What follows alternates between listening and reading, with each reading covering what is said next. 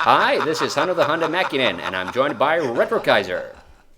Yo, yo, yo, yo. And welcome to the second Hanu's horrible horror story horror podcast horror whatever the hell we decide to call this thing.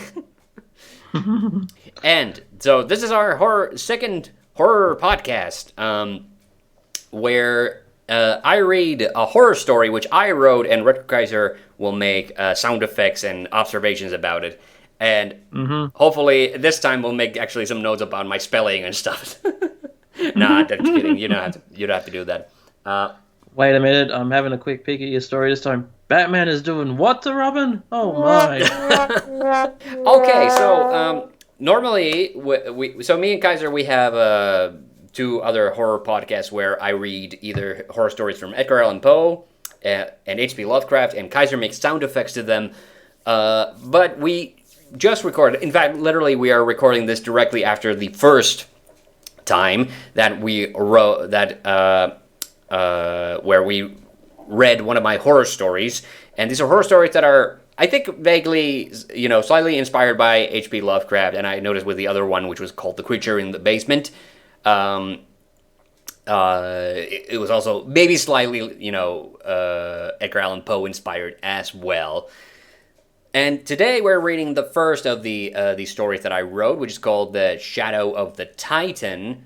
And yeah, so we're going to do the same dealio here. I'm going to read the story. Kaiser's going to react to it. So I don't think I need to dress up this introduction anymore. Let's get on with it. The bizarre series of events which have led me to this place began in September of 1952. So it was the 50s, yeah. Okay, yeah. I wasn't sure because I haven't read this in a while. And again, I need to stress that I have not proofread this story either, so there will probably be a typo somewhere down the line. By incredible fortune, or misfortune for some, I had inherited the lonely antiquarian store of my late friend Ernest Lerner. Know what I mean? What was that? That was a reference to the Ernest movies. Know what I mean, Vern? Hey, Vern! All right. Ernest. Okay, yeah. All right. Dear Ernest was several decades my senior, but I had always felt stronger kinship with him than my... What's that? Muscle flexing, stronger. Oh. I was a stronger kinship with him than my peers. Many summers I toiled in his bookshop and was greatly saddened by his passing. As for the manner of his passing, I shall remain as vague as the letter which informed me of it. Poor Ernest died from a weakness of the heart, not unsurprising given his advanced age and poor health. That's very vague. Wow. Okay, I chose my words poorly there. Sorry. I gotta like up to that one because I wrote both of those sentences. Okay. As for why his shop was bequeathed to me, I could easily guess. Ernest had no family or relatives, as far as I knew, and given his robust collection of books and volumes, there were few in the world he knew would enjoy them as much as I did. I had attained a special skill for ancient languages and was a heavy reader, so the idea... Supposed to be heavy that time. So, the idea of following in Ernest's trade was not an unattractive prospect, even though I secretly yearned for an opportunity to decipher scrolls and tablets of archaeological digs. Sadly, my lack of sponsors meant I was unable to undertake such duties. Audacity... no. What's the other one? What's that audiobook service called? Well, not Audacity, that's the, Yeah, I said Audacity by accident. Oh, no, not Kindle. Raid Shadow Legends just wouldn't have me. I've no idea. I don't have sponsors. Not Kindle, not, oh, fucking hell, now it's on the tip of my tongue, but... Yeah, me too. That's the thing. Damn, we both failed at the Audible! joke. Audible, yeah. Audible just wouldn't have me. Okay. That means we gotta go to Manscaped. But it just goddamn Manscaped. Okay. I lost my place. We were on the Decipher scrolls and archaeological digs. Yeah, so my lack of sponsors there it is. It meant I was unable to undertake such duties, but I reveled in the opportunity to revisit Old Lerner's bookshop. The bookshop in question was located in Innsborough, a miserable neighborhood filled mostly with low-cost housing. The streetwalkers were mostly migrant workers, decent, Hey ho, hey ho. and dwarves, apparently. Decent, hard toiling, but also not interested in the wealth of knowledge hidden within the ancient bookshop. Indeed, the store, much like Ernest himself, was a relic of a time when the city centers were still a land of opportunity.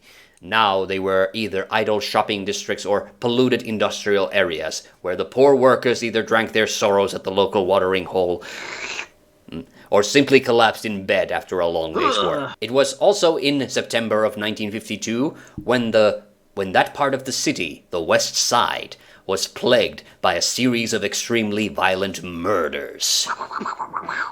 Stab, stab, punch, punch. Stab, stab, punch, punch. I punched him with a knife. Stab. That's called stabbing. Yeah. 3 of such had occurred within a very short time.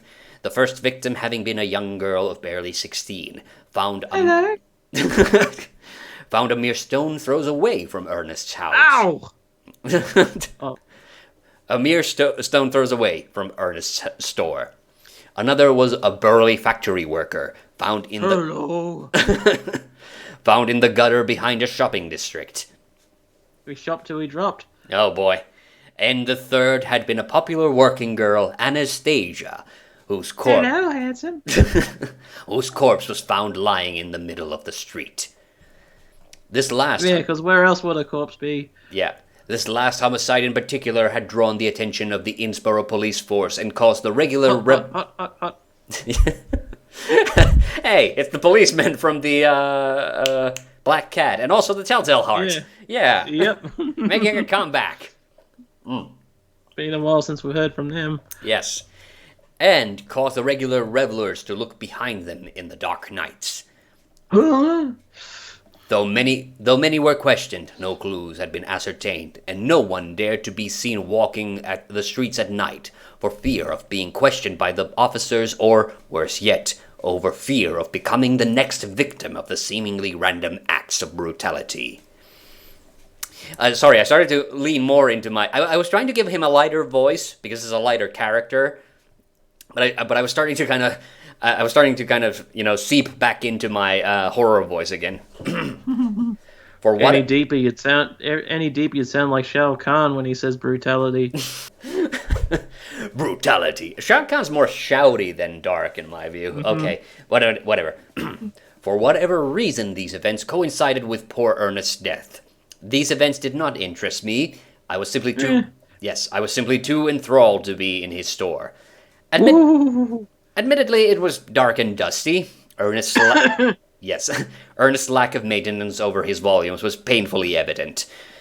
But I was determined to clean the shop and dive headfirst into the tomes and stories. Into the tomes and stories which the store... Like Scrooge McDuck. The Scrooge McDuck of books. Dive headfirst into the tomes and stories which the store kept hidden. A few days had only passed when I suddenly had an unexpected caller.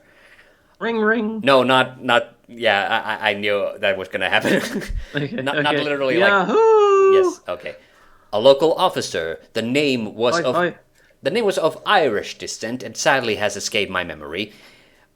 He was curious to see the lights on in old Ernest's shop and questioned about my intentions. The way he. What have we got here? Yes. The way he presented himself, I first imagined was what? Okay. The way he presented himself. I first imagined he was some sneaky salesman looking to buy the building from under me. However, having shown the deed and other... Oh, I should have went Avon calling. Oh, but anyway. Okay. However, having shown the deed and other related documents which proved my ownership of Lerner's shop, the officer seemed satisfied. This is my place. Fuck off. Okay. The officer seemed satisfied and simply asked if I intended to reopen the shop. I confess that... Do you have the latest Playboy? Yeah. It's not that kind of bookshop. Old Playboys, yeah, you gotta remember this is an antiquarian bookshop. Yeah. I confess that while the idea was attractive, I had not yet decided upon doing so, and if need of money was great enough, I could simply sell the books by mail to parties who would be interested in them, as I had academic friends who loved to read. Before departing, the officer then took the time to warn me to not walk the streets at night due to the events of recent days. Don't walk the streets, good sir. You'll be killed. Yes. Hut, hut, hut, hut. Yeah. Okay. Even those few days I had been far more occupied with other things to pay the brutal murders of Innsborough much thought, beyond the cursory glance at the local newspaper headlines, though the storefront was in disarray and badly in need of dusting. I found cleaning up the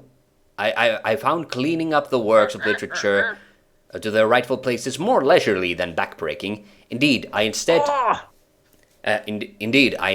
occupied my evenings in earnest old study, which was filled with bizarre papers containing even more bizarre scribblings. Scribblings. I read that really badly. I had not been able to ascertain their purpose beyond a few crude drawings, which seemed to be a sort of map of the local neighborhood, with the words bookshop and basement door marked boldly to the sides. It's a treasure map. Well, just wait a second. No more than a day had passed since the officer's visit, when another murder suddenly happened in Innsborough. I was stirred from slumber by a loud knock, or possibly a thump. Very good. That's some legit Foley magic. As I was shaken. Hard to do that with your voice. Yeah. I was shaken from sleep. I simply couldn't quite place the noise or its origin. It seemed to have come from all around and resonated even after a while I had woken. We have the place surrounded. Come out with your hands up. Oh, if only it had been that. What I did notice was something having been flung at my bedroom's window. It's poop again. Again? The bedroom, which was located in the tiny upper portion of the bookstore, looked directly down into the alleyway between the store and the neighboring tobacconist. Oh yeah, that one I definitely ripped from Lovecraft. Because I love the word tobacconist. Like, it's a filthy trade, but somebody's got to do it. No, I mean... I just love the word, so I had to use it. Though I glanced at it only briefly and in bad light, I could clearly make out the figure of someone lying face down in the alley. Grabbing an electric torch... Oh yeah, there's another Lovecraft. Yeah. Oh, sorry. Yeah, that's another Lovecraft one, yeah. I sprang from my bed and hastily threw a coat... Yeah. And hastily threw a coat on as I went to What is he, Batman all of a sudden? What makes him Batman? Throwing a coat on himself. It's not a cape. I didn't say he threw a cape on himself. Okay. Jumping out. It's like he's just sleeping. He sees a bat signal, jumps out, throws something on, and starts fighting crime. Well, okay, yeah. A man of action who lives in a bookstore. Okay. I hastily threw a coat on as I went to the back door leading to the alley. I only needed to look past the door to see the horrific sight. A young man dressed in trousers held up by suspenders and a coarse shirt was lying in a large puddle, nearly a pond of what seemed to be Was it Mario? What? Was it Mario? Just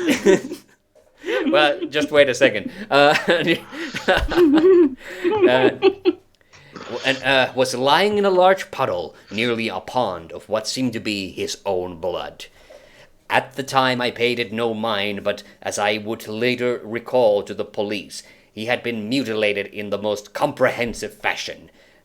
Ooh. One of his legs twisted limply behind his back, his head nearly facing behind himself, and both his legs lying in completely unnatural positions. As if he had jumped to someone at a party. as if he had jumped to hit a brick block suspended in air. Okay, that was a bad Mario joke. Okay, how someone could have done that to him and left such an overflowing abundance of blood behind without anyone seeing, or indeed without the poor boy letting out a sound was a complete mystery to me. I keep honestly, like, drifting into the low voice. I don't mean to. I sprang for the tobacconist, pounding their door. Boom, boom, boom, boom. I managed to rouse him and his wife from sleep to use their telephone as Ernest... Probably because he was pounding their door. to use their telephone as Ernest's shop did not contain one. The police arrived in a matter of minutes. Hello. Hot. Yeah. Sorry. I was hoping at least for a siren. I was gonna... Man, this town really is going to the shitter. Like, cops can't even afford a car. Yeah. And questioned me for a long time in a manner that I now realize was quite accusatory in tone. Where were you last night? What is my password? Who cooked me dinner? Where is my passport? If a cop is asking you that, like, there's bigger problems that this police department's having. I sympathize that they were still not sure how these murders occurred, but my discovery of the corpse, obviously so soon after the killing had happened, made them suspect me. However, after being held in their questioning for nearly 3 hours, for that long it took them to photograph and remove the body, they finally relented and left me to my devices. Sorry, I need to... Enjoy your device. Yeah, I need some water. Okay. Intermission. No, I just needed a drink. The discovery of the bloody corpse had not simply shaken me, but the entire neighborhood. Good shaking sound effect. The local grocers seemed more quiet than usual. As I came for my weekly purchases, the tobacconist, Rogers, confided in me that workers had been very meek already before the killing, but he also confessed some were now thinking of leaving Innsborough altogether. The police had apparently been stopping groups of men wherever they were going, hoping to gain some knowledge of the killings, without success, of course. Sending out an SOS. Sending out an SOS. At this point, opening the shop seemed like a futile venture, so I simply wrote to my closest associates about books they might wish to purchase in order to make ends meet for the time being. I instead refocused on Ernest's scribblings and the bizarre mentions of a basement door. I say bizarre, as in the week or so I had lived in his old shop, I had seen no evidence of any basement, though traditionally ones were built here. Ernest's bizarre scribblings also contained symbols which I did not recognize. If they were some old runic symbols, they had to be of some part of the world I wasn't acquainted with yet. This frustrated me, though, as I should have been able to determine their geographic origin from their shapes. I began wondering if Ernest was in fact using some sort of modern code, simply imitating the writing system of an older tongue. I could not decipher these symbols by casual glance, so determined they were not English, if indeed they were any language at all. Instead, further reading of his notes finally revealed the significance of the crude map. It appears some months before his death, Ernest had taken an interest in the layout of Innsborough's miserable west side, and the foundations it was built upon.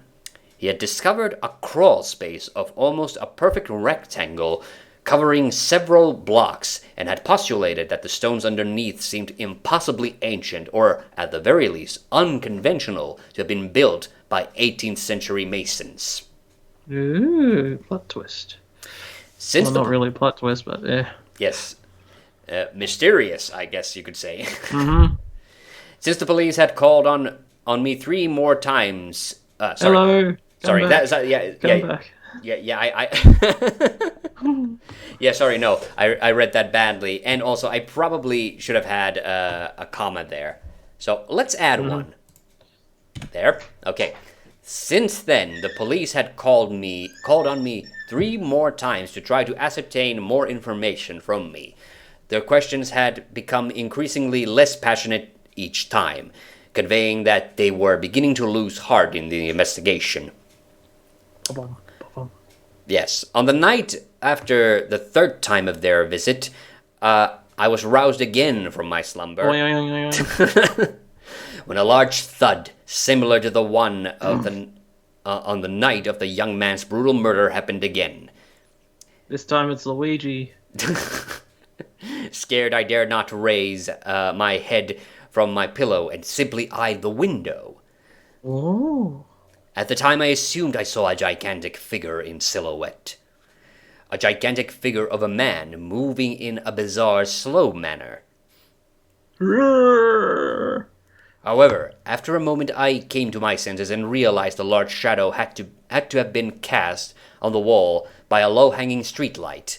The slow-moving figure probably being another drunken factory worker trying to find his legs after an evening of heavy boozing. Has anyone seen my legs? I seem to have lost mine. Yes, barely having rested from the harassment of the police and the bizarre nighttime prowlers, I nearly tripped at dawn on a latch on the ground Whoa! on the ground floor, which I had not noticed before. Sorry, I'm laughing because I'm remembering how Steinmeier was coming down the stairs in the last story. Yeah. Closer inspection revealed the latch to be that of a small door. Opening it, I discovered a short drop, and underneath Ah! two rectangular tunnels heading west and north. Ooh. I had accidentally discovered the crawl space which Ernest had mentioned in his scribblings. Eager to learn more, I put on my worn trousers and shirt, and in the light of the electric torch, headed towards the western tunnel. The crawl space was barely above knee height, and I dragged myself a long way to make my way to the corner where the tunnel turned a right angle towards north. I suspected this crawl space to be dusty. I expected this crawl space to be dusty, filthy, or at least filled with either leaves, rat droppings, or other debris. I was struck by how smooth the stone surfaces were and began wondering Ooh. how these structures had remained intact while so many buildings lay on top of them. At the end corner I carved into the at the end corner carved into the ground, I discovered a few of the weird symbols Ernest had described in his notes. I keep reading the words wrong now for some reason. If I had read them correctly, one symbol resembled a collapsed number 3, or possibly a curved letter M. The other symbols were either zigzagged or wavy. The carvings were deep and firm, and Ooh. and I knew they couldn't have been done. That's a typo. Yeah, I see it. yeah. Okay, I changed it. Could have not been done there by someone lying on top of them in the crawl space. Oh. I committed a few symbols to memory, as I had foolishly not brought pencil or paper along. A feeling of dread growing in that tiny space, I made my way back quickly. And 9 months later, a baby is born. Well, I was hoping for the retracted noise that you made from the previous one. No, not that one. The Three Stooges one. Yeah, that's the one. I like that one. A week passed from my adventure down into the crawl space. I busied myself in studying Ernest's library for answers to the origin of the cryptic symbols. My correspondence at that time luckily bore fruit, and I carefully sold off some of the less valuable volumes to get pocket change. Eating or going out was not my priority. Can you see that I wrote this during the corona pandemic? Oh yeah, it shows. Yeah, okay. However, my efforts were in vain, and I began to seriously consider that the symbols were nothing but pointless scribblings. In my frustration and exhaustion, I fell asleep in earnest study. You were on point with that snore sound effect. God damn. Good one. Okay, I was roused again from sleep by the loud thump. Yes. I looked outside the window to yet again see a large silhouette of a man. Hello. I very nearly slipped into Bohemian Rhapsody there. Okay. Realizing my mistake of falling asleep on the table, I picked myself up and headed to bed. However... Plump, plump, plump. Okay. However, before I made it, I again heard the loud thuds. Plump, plump.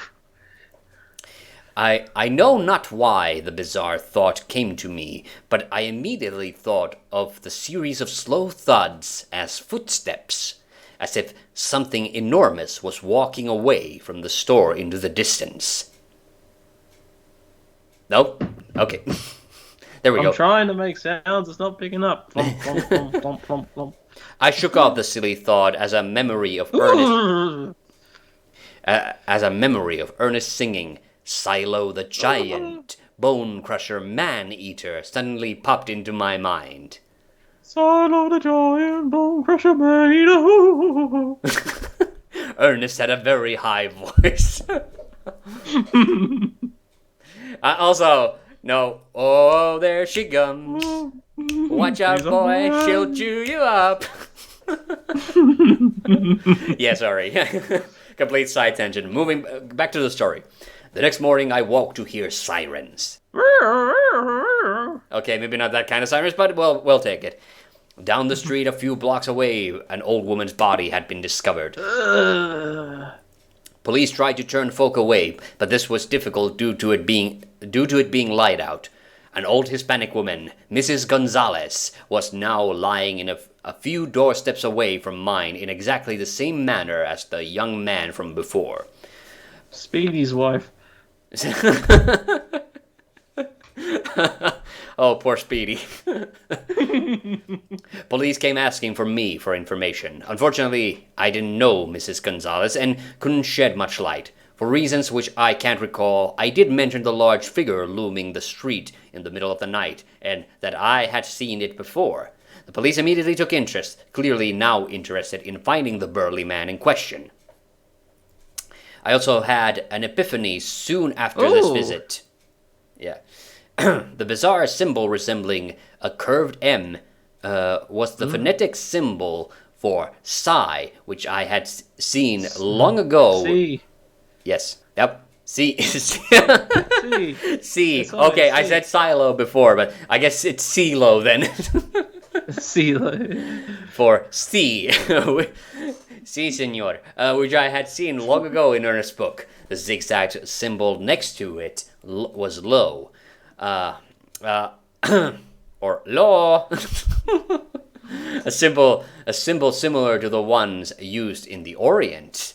Armed with this knowledge, and now more curious than ever, I made my way back down to the crawl space. This time I headed north instead of westward. Instead of the westward tunnel I had taken before. At the end corner I saw more of the bizarre symbols, including ones noting "Silo." This time I came prepared with pencil and paper and wrote the symbols down. I then ventured west from on the far side of the underground rectangle. In the far corner I only found a few symbols, but one which was clearly a pictograph of a crescent moon. I was suddenly reminded that the moon had been crescent the night before, when poor Mrs. Gonzalez had died. Ooh. Out of curiosity, I traversed the full rotation of the rectangle to see the symbols which my pen had previously ignored. I was, however, struck with a sudden sense of dread when I came upon the stone which I had already inspected on my first trip. The symbols were there, but now some were scratched over deeply and evenly. I was struck with fright. No opening was above me. No opening was above, unlike the bookstore's hatch. With sudden dread, I escaped back to the hatch, and yet again busied myself for the next few days in deciphering the symbols. Though unable to decipher the full meaning of the pictographs, I began to understand they had some significance with the rotations of the moon. The word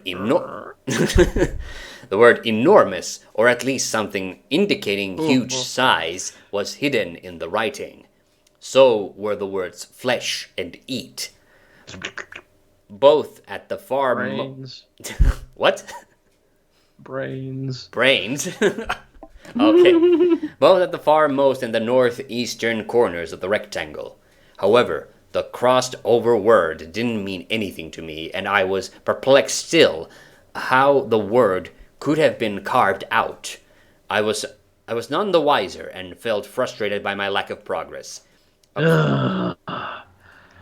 A few unfortunate events occurred during those days. While at the grocer's, the adult son of Mrs. Gonzalez accosted me in vulgar fashion and asked why I had not tried to save his mother. Why haven't you tried to save my mum?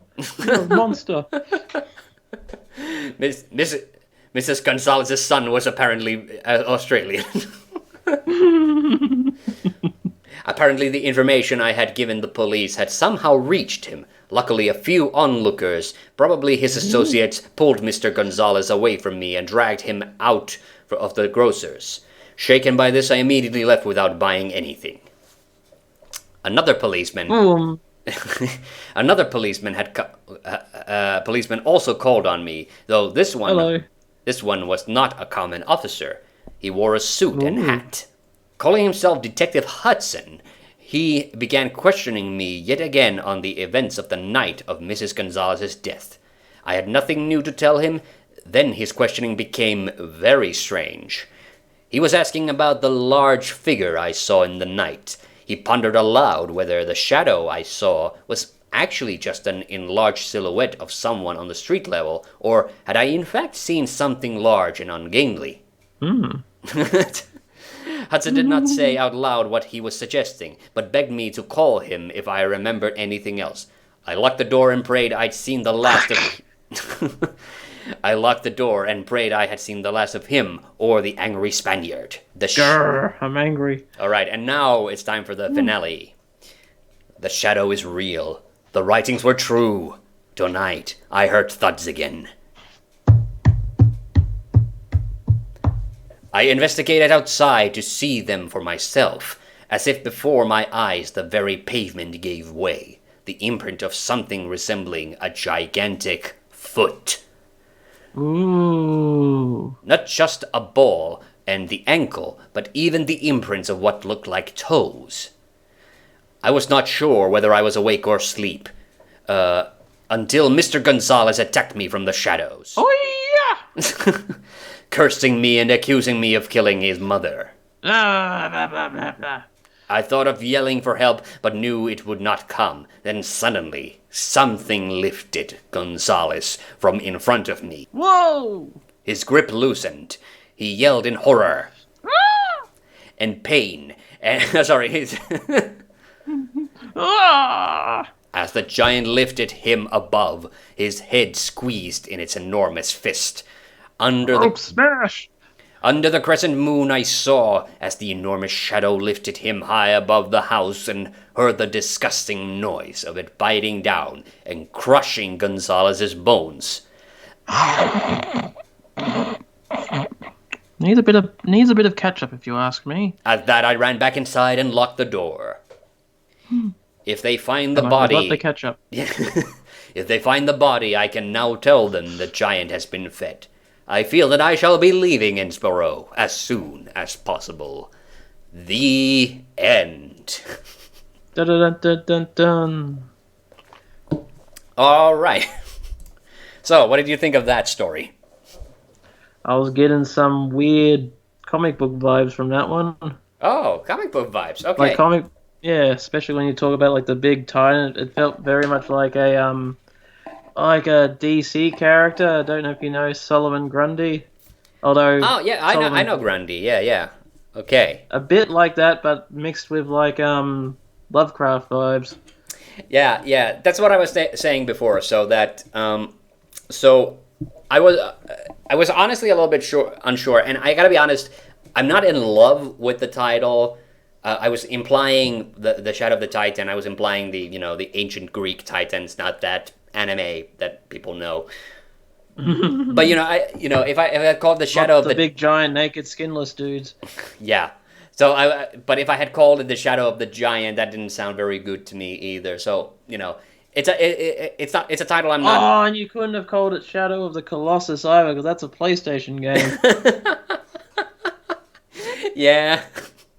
So, um, it's a bit vague, but the implication is now definitely that there is a giant. And so I'm obviously like I'm kind of drawing from like You know what yes. yeah, do you know what I was actually expecting it to be when you were reading it? I was expecting it to be like Ernest himself was just secretly hiding in the basement and just feasting on people with secret cannibalistic needs.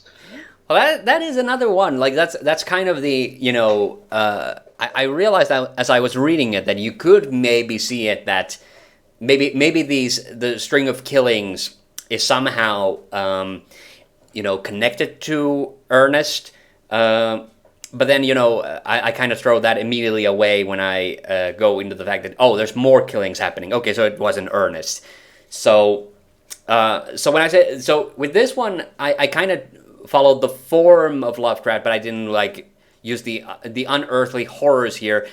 It's actually I'm kind of like what I was lifting this from is the old folklore about giants eating people. So The fee fi fo fum giants. yes, exactly. But that's a very very old folktale element. It's not just the Jack and the Beanstalk. Like that's what people used to believe that there were giant people who just roamed the night, and B they would literally just pick up people and eat them. The popular story is the giants who eat children, and sometimes like misbehaving children. So that's like an old folk story thing.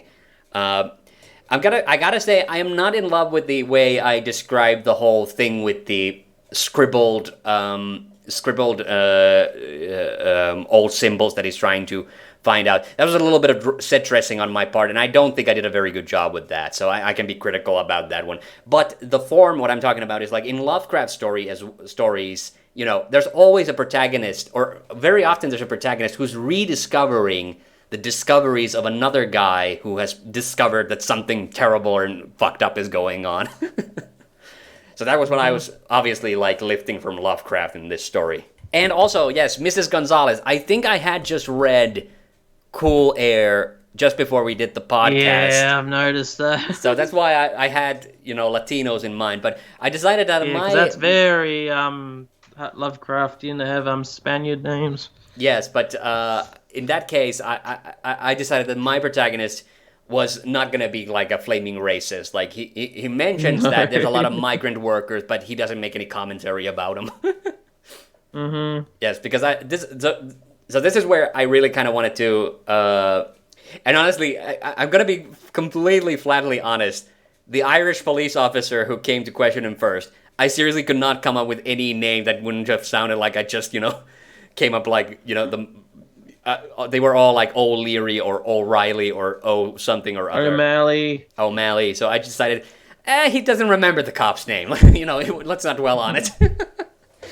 But Detective Hudson, I did give him a name, and that was intentional because the third story, which I never wrote, which was supposed to be part of the cycle, was supposed to be about Hudson, trying to figure out what the fuck's going on in Innsborough. So he's an outsider. He's come to the town. He's been assigned to the police force there, and he's trying to kind of. Yeah. Yeah, what I was thinking of when you introduced Hudson, I thought you were doing like a murders in the Rue Morgue sort of Poe style police officer there. Yeah. Uh, Hudson. At some point I had pretty detailed idea about what Detective Hudson's own story was going to be about. I honestly don't remember much about it anymore. But that's the thing. Like I wanted to, because this story took place inside Innsborough. The other story took place at the outskirts. So I was thinking about, like, maybe Hudson years later also became involved with the Steinmeier investigation. But like I said, I never really, like, got very far into that one. Yeah. So the horrors in this, they weren't like that special, but the idea that there's just this giant thing that comes and picks you up and basically like crunches you to death and then leaves, like, that was kind of my like idea here, more or less. Mm, What did you think about Ernest Lerner? not much. He's dead. Yeah, no, but the name The Ernest pun, Lerner. yeah. It's like, aha, dad joke. It was. I definitely picked the name. I think I might have. I really like the name Ernest. There's also a famous play. I don't know if you've ever read it or seen it. The Importance of Being Earnest. I've heard of it. Yeah, it's about a guy who's pretending to be his own fictional brother called Ernest, and he's courting a lady via mail, and then he tells it about it to his buddy, and then his buddy begins pretending that he's Ernest. So that the double. Ah, sorry, that's just giving me vibes of my theory of like, what if it was Ernest? Like Ernest, the bookshop owner, was just a pretend version of what he really is, a cannibalistic giant. Yeah.